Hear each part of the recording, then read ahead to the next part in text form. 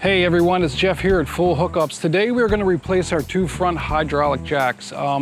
They actually started rusting within less than a year of having them. This is a 2024 rig and the jacks started rusting out. I don't know if it's a defect in the jacks themselves or if it's just the atmosphere being here in North Myrtle Beach, you know, close to the ocean with the salt and everything. Nevertheless, the back four jacks actually have a coating on them and the front two do not have a coating. Riverstone replaced the jacks under warranty, and at the end, I did something a little controversial. I coated the jacks with something special. If you ever wondered how to swap out a pair of jacks that's underneath a 21,000-pound RV, this is your video. Stick around.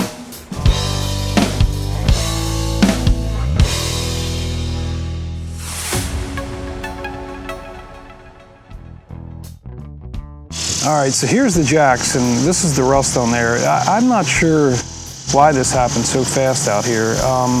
Nevertheless, if you retract these things, you know, up into the jack itself, it's going to tear some stuff up. So I needed to replace them. The back four jacks, for some reason, are coated, and I'm not sure why Riverstone decided to do the back four and not the front two. It looks like the same jack to me. That's a question for them, but they definitely are looking brand new. There's nothing wrong with them. So I'm curious to know why they didn't do the front. So I got my buddy Steven here from Bish's RV service. He's helping me out doing the install. You definitely need two people to do this. The first thing we need to do is we got to rest the front of the rig on other jacks. We got to get these jacks retracted. So we had to try to find a place that was near, you know, we got to find a spot on the frame that we could put some jacks under there. We're going to use 4 6-ton jacks, 2 on each side.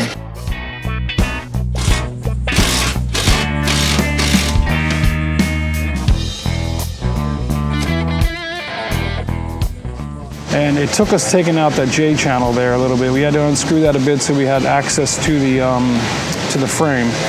The great thing about the Riverstone here, everything's covered up. You can see the plastic cladding that's underneath. The J channel wraps underneath. It's real nice and tight, but when it comes to extra support with these jacks, we had to remove that stuff and get it out of the way so we could jack it up. There were some spots that were a little more difficult than others. We had to use pieces of wood because there's a slight incline in the site that I'm at that reaches out to the street. Inside here is where the hydraulic hoses are. These hoses are like buried in there. There's no room. The jack is actually surrounded by a metal box, so we couldn't even get to the jacks. They're very hard to get out of here. Very tight, no room to work. So we're gonna go ahead and try to see, you know, how we can unbolt these. The bolts actually are on the bottom 3 holes of the jack. There's just 3 bolts that go in there.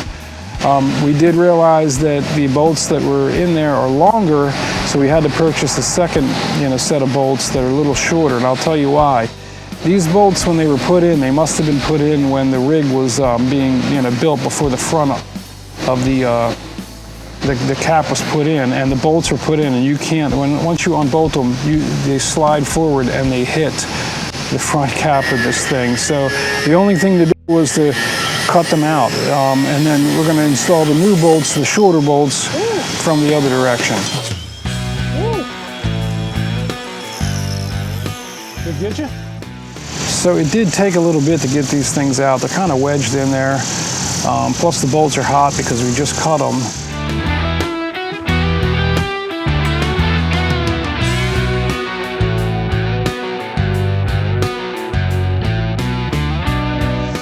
So once we had the bolts clear and everything down, we pulled the bolts, the jacks down, and we realized that we might have to take the front cap off because it didn't look like they were going to slide out easily. But we realized after that, yeah, it just turn them to the front, slide them out that way.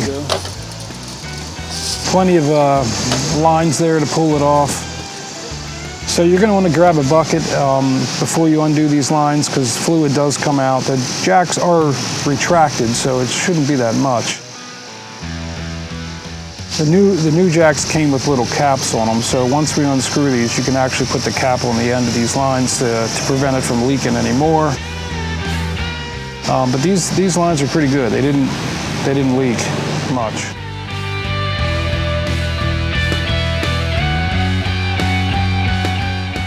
You also need to remember the position of these lines. Make sure you got, the black one up front. That's the way your jacks are.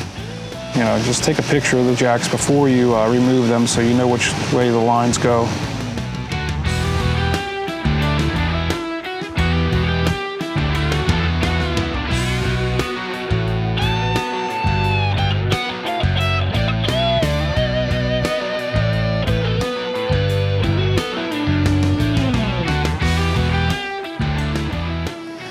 The new jacks did not come with anything else. They didn't come with any type of fitting or anything. So you have to reuse all of these existing valves and things. Got to remove this to get to the tank so you can bleed the lines. Nothing's ever easy. Yeah, the tank is in the back of this area. The tank is located in the back of this area. So once you hook up all the lines, get everything bolted back on, we're looking good. We had to go up and down on the hydraulic system just to see, to work out the air and things in the line. And then we're going to go ahead and fill the tank to the level, inspect the tank, make sure there's no bubbles and things coming out. Make sure there ain't no white foam by looking down in there. Make sure there ain't no white bubbles, so to make sure there ain't no air in it. Oh, I got you.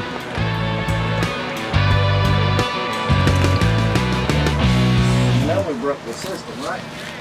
Then I want to pump it into the jacks just to make sure that the lines are not leaking.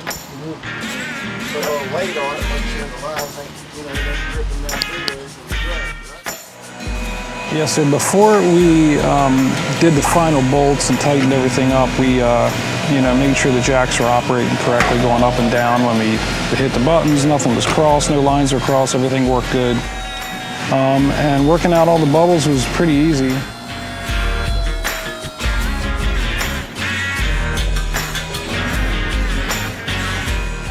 We did decide to use these buckets to have less exposure to the atmosphere.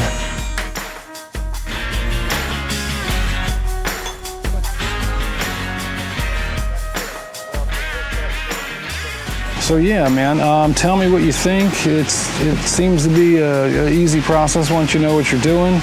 Again, please subscribe. There is a separate video on how I decided to protect these jacks with something that's probably a little controversial, so you want to check out that video as well. Please subscribe and share this video if you like what you see. Definitely share and subscribe, and please leave your comments below.